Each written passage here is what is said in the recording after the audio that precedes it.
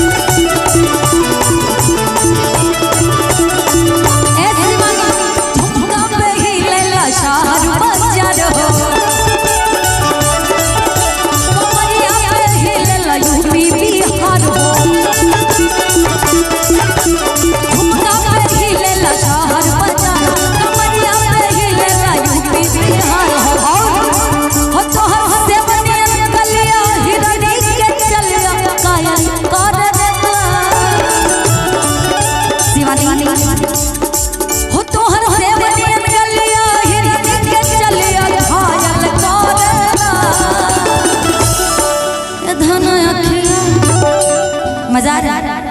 किसको किसको अरे बताइए तो अगर इतने में किसी को मजा ना आया तो जाकर के डॉक्टर के पास चेक करा लो तो सब लोग हो तो हर सेवन गलिया हिरन के चलिया और घायल करेला धन अखिया अरे धन अखिया के गजरवा जान मारेला हो धन अखिया के गजरवा जान मारेला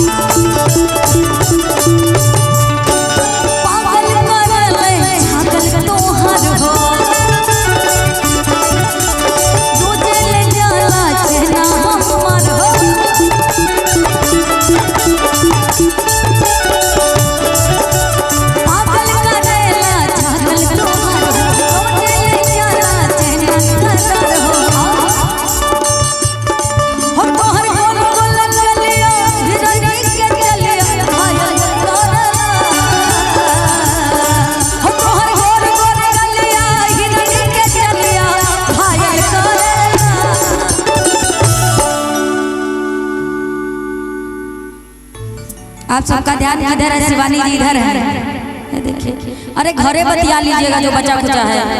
हम सुने थे कि खाली मेहरारू लोग पंचायत करती, आज पता लगा कि आप लोग भी पंचायत करते हैं। आजकल लेडीज फेल हो गई हैं और जेंट्स लोग आगे निकल गए हैं। ऐसा लग रहा है चुनाव लड़ना है, इतनी जनता ही अपने नाम का प्रचार करवा ले। वाह अरे तो हर गोर गोर गलिया हिरनिया के चलिया अगोरी पागल करेला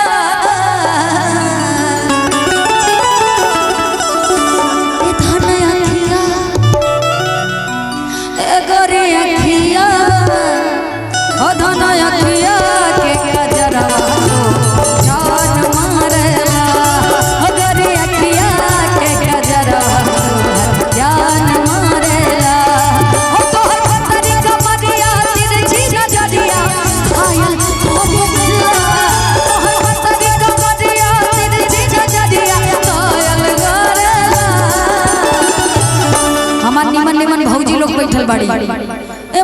अखिया के